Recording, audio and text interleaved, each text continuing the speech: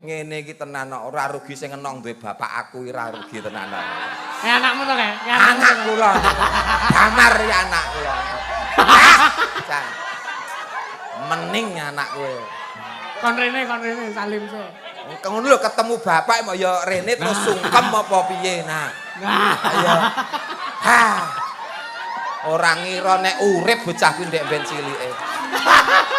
Nek ya ngono. Ora ngira nek dadi. Ora ngira nek dadi ondase mung sak tokolan lho riyen niku. Lah iya ngono. Lah iya ngono to lek. Ora ngajar. Kuwi jenenge ora sungkem ning anu natap lato-lato. Nah, Dinae. kok bapak ya. Tambang. Salam go mamak ya. Oh mamakne melu. Ngomongno engko ya. Wis. Iki ya lagi golek kok.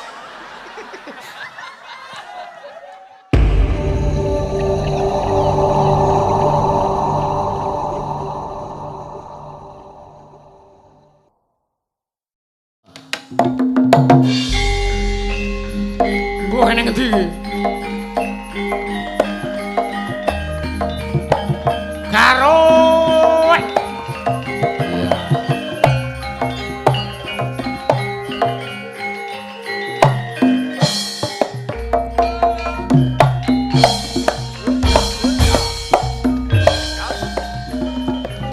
Sik dinteni iki.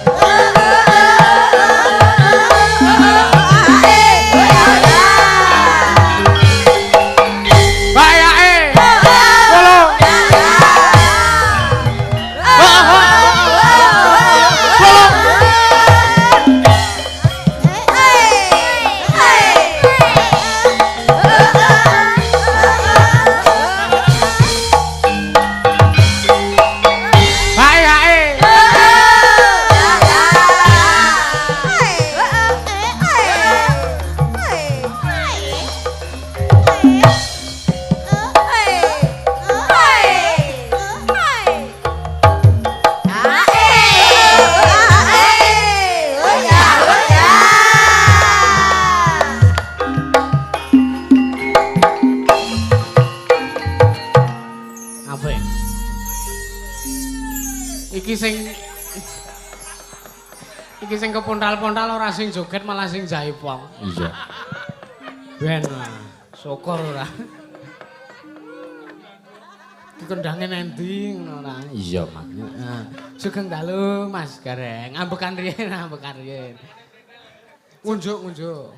Cek sugeng dalu Mas Dalang. Nggih, sugeng Mas dalu. Yusuf. Nggih. Sungkem kula, bekti kula Mas Yusuf. Lah kok walek kok. Lho mbok nggih niku nek ten ngandhap gandeng niki ten panggung niku sing kagungan hak paling tertinggi niku dalang. Oh ya tak Kula niku namung wayang. Jadi kula wajib bekti sungkem kalih Mas Dalang Yusuf. Iya. Ngaten. Pangapunten niki wau serampate ngantek 7 gongan. Mboten napa-napa arang ya. Soale transite tuwebeh Mas Dalang. Wah, mriki dadak ngojek niki wau. Wis bayar urung? Pangestunipun dereng badhe jenengan bayar pripun? Wah, ora bayaran dhewe kok. Enten daleme Mas Yayan Juragan Pasir niku wau. Oh, nggih. Nggih, wah sir kula golek nggon sing cedhak ngoten wadohe ram iki dandane teng mrika. Lah nggih. Kula jenengan timbali niku kula mboten patek krungu wong wadoh banget saking. Ah nggih. Nggih, kula di WA niki wau kalih Bapak. Niki pun wayahe, mongko kula nembe ten kamar mandine Mas Yayan niki wae. Wah, kamar mandine jembar, banyune kimplah-kimplah, ciduke ora enek niki wae. Iki lho sing nglawir iki lho. Ketutupan anduk niki wae. Iya. Matur nuwun. Saged sowan nderek leladi, nderekke Masda Dalang Idola. Idola opo? Idola iki dalang ora larang. Oh, weh. Ya kuwi ora bener ya. Berarti larang banget. Ya ora banget to ya. Iki dalang ora larang. Nggih. Sowan leladi wonten Plaosan. Nggih. Tlaga Adi. Tlaga Adi nderekipun Kecamatan Melati, Nggih. Kabupaten Sleman. Nggih. Ngayogyakarta Hadiningrat. Alhamdulillah.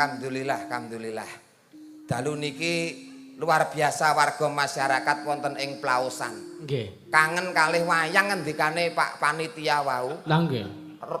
Tahun 80 terakhir wayangan sak menika nembe mulai wayangan melih. Allah ya Allah. Tepuk tangan nggih warga masyarakat Plaosan. Luar biasa. Iya. Tur jano nek kula nonton pembangunane Plaosan niku wah pembangunan sing luar biasa lho Mas Dalang. Apa wis tau rene? Lho kula niku nek teng mriki, teng Plaosan niki niku kula hitung pun ping pisan niki Mas. Ning dongane iki muga-muga pisan iki ning iso sak teruse tetep ladi wonten mriki. Amin. Ning kula dugi mriki pembangunan omah dalan niku gagah sedaya alus mboten wonten ingkang nguciwani. Heeh. Nah, lire niki kesejahteraan hidup warga masyarakat wonten ing Plaosan mriki sangat sejahtera sekali. Luar biasa. Gene yo nanggap wayang kok alete adohe kaya ngene iki. Masyaallah. Ning niki sembodo warga masyarakat wonten ing Plaosan, RW-ne namung 3, RT-ne 8. Jumlah gunggung kakane sak RT niku 45. Iso kados ngeten hebate nggelar acara, nggelar hiburan, pakeliran wayang dalang tus-tuse dalang. Dalang sing angsare apik nggih dalang Masda Yusuf Ansor niki. Soale dalang niku nek jenengan bar ngasta warga masyarakat niku sak pungkure jenengan niku malah tambah ngrembaka rezekine, tambah sehat, tambah sejahtera uripe. Allahumma amin. Nggih, mergo mboten kleru warga mriki. Niki dalang walah angsare sae, nadyan to senom sae. Masalahe niki dalang sing urung kenal karo wedokan.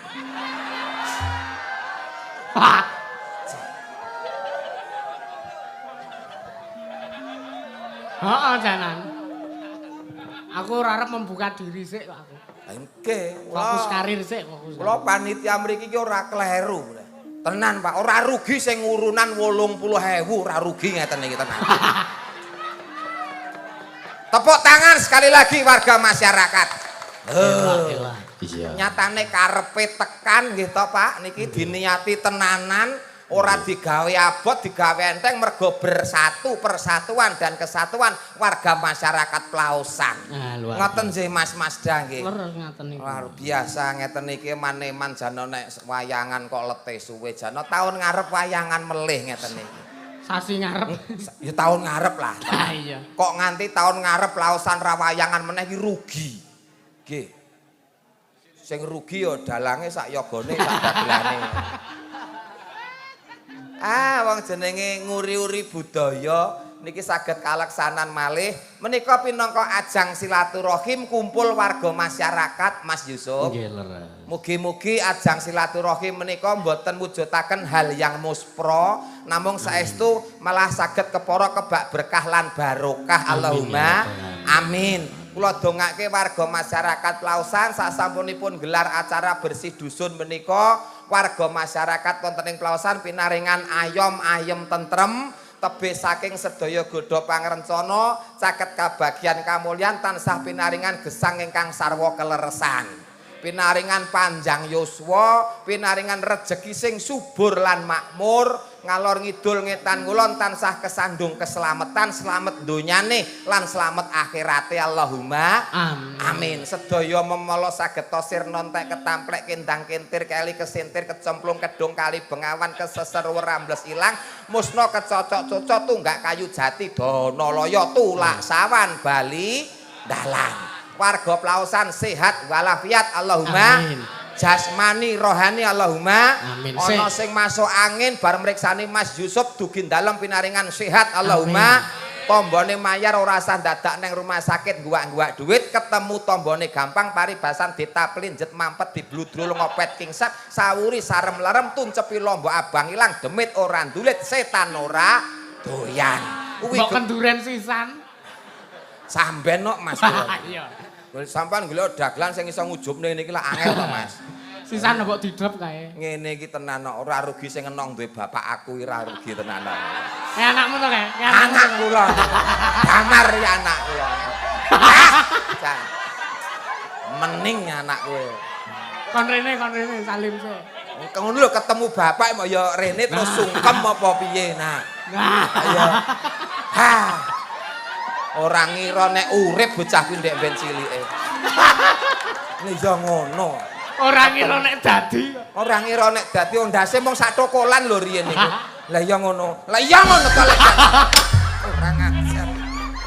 Kuwi jenenge ora sungkem ning natap lato-lato. Sehat ya Le ya. Bapak suwe ora dolan ning omah ya. Kok mboten sah ki piye to? Lho iki bapak kok sing ngukir jiwa ragamu kok.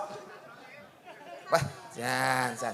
Tinggalanku kathok sing enek tulisan SMP Muhammadiyah kae. Muntilan SMP Muhammadiyah Muntilan kae. Isih to kae. Tesih. Alhamdulillah.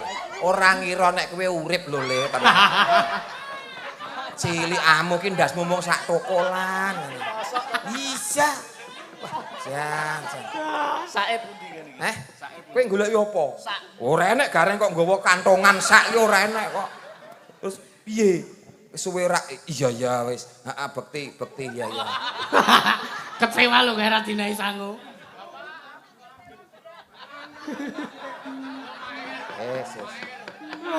Le nih sangoni bapak rene. Ini. Icik ngene wong suwe. Saestu Pak niki anak kula, Pak. Beda mbok, nggih beda mbok. Ini. Ijik sekolah, kabare ijik sekolah apa wis nyambut gawe? Sekolah. Oh wis arep gawe karek. Maksude wis arep rabi. Insyaallah. Oh iya. Jodohmu? Wedok. Oh iya cocok. Kira-kira sing mbok senengi sinden apa penyanyi apa wong kantoran? Dosen. Penyanyi enek nggon panggung apa penyanyi enek rom? Bahaya iki. Omong karo bapak sing merestui. Ora ya nonton telapak tangane. Wis rasa mbok goleki Le. Jodohmu wis mati kok lho. Lah kok wis. Kose. Wah, ngerti ya nek duwe anak kaya ngene lagi metu tak lebokke neh ngene iki.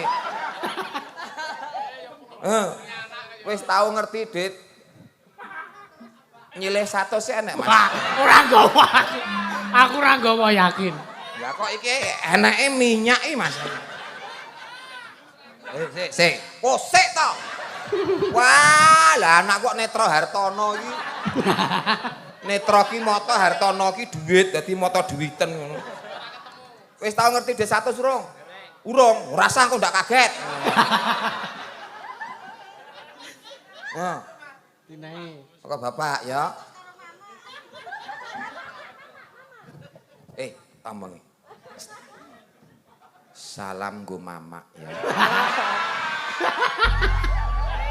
Oh, mamakne melu. Ngomongno engko ya. Wis. Iki ya lagi golek kok. Oh, lagi golek wis. Wah, wis. Jeng tanggal 23 nggih, 23 Dik Damar mboten sah dijak mawon. Lah pripun? Ngurang-ngurangi pendapatan ngeten iki. Iya.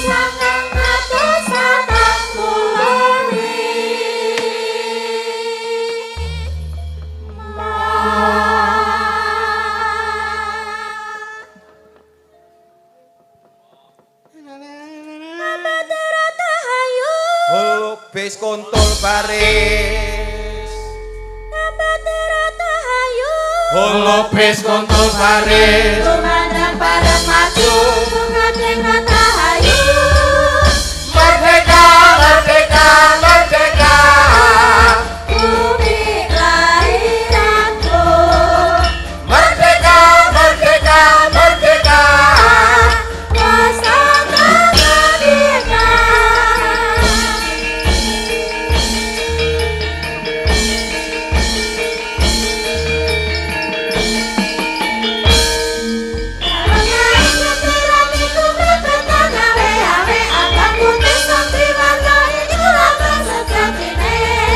Negara kita wis merdeka ada dasar Pancasila dumadi ngalahin tanggal 17 Agustus sasine nuju taun 1945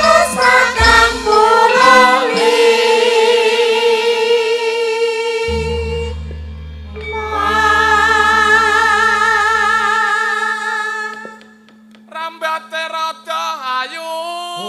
Wis kontul baris Rambate rada ayu. Wis kontul baris tumandang bareng maju nunang tingkat rahayu Merdeka, merdeka, merdeka bumi kelahiranku Merdeka, merdeka, merdeka Pusaka merdeka Merdeka merdeka Semangat 45 Wong jaman sakniki 2023 niku tembung kawine mung karek nglungguhi klasa gumelar. Benar. Apa-apa wis cemawis lak ya ngoten to Mas Dalang. Nggih. Nun Malah- sewu sing rekoso, sing berjuang, sing toh nyawa, toh bondo para pejuang terdahulu merangkuh meraih kemerdekaan Republik Indonesia. Nggih. Untuk itu marilah kita isi kemerdekaan bangsa negara ini dengan hal-hal yang baik, hal-hal yang positif sesuai dengan pekerjaannya masing-masing. Benar. Malah saiki iki Dawuh. negarane dhewe iki kaya-kaya dijajah karo bangsane dhewe, dijajah karo wong-wongane dhewe. Nah, mila menika harus ingat pejuang Pak 45 sing meraih kemerdekaan. Wong kabeh iki mung dienggo merdekake warga masyarakat, rakyat ana ing NKRI. Nek wis merdeka aja nganti dijajah malih. Bener. Ngaten nggih Mas nggih. Leres. Tenan Mas, kula nek ngelingi wong mbah kula niku nggih veteran kok Mas. Wih. Mbah kula jenenge Karya Lecek. Nggih, mbahe Damar, mbahe yo Damar niku. Karya Lecek niku. Pejuang 45 veteran niku. Riyen melu ngusir londo ketembak nggen sukune niku. Mbahe yo Damar niku. Nek tindak ngoten sukune diseret wong. Niku wah gething nek kalih londo gething ikit-ikit saestu. Sayah keten iki sesuk ngangger iyat entuk londo guak. Iyat neh entuk londo diguak ngoten. Engko ndak mine kokean kok. Sing digoleki joker kok. Nggih. Sik nyuwun tisu apa ora enek to iki? Ndak pripun? Mbueler kaya ngene barengi cuaca kurang baik. Oh. Rekoso Mas nandur jagung. Sir kula udan kebon tak tanduri jagung malah 3 dina panas ngentang-ngentang tak tili jagunge dadi popcorn punane. Brontong kabeh jenenge iki. Iya. Wis kono ya wis renek udan malahan. Nggih, mula sing baku tetap kita namanya jaga yang namanya kesehatan. Nggih. Warga masyarakat wonten ing Plaosan waton sehat arep ngopo wae kelakon. Nggih. Tur jangan lupa makan. Jangan Kamu boleh mengabaikan chatku tapi jangan mengabaikan kesehatanmu. Wah.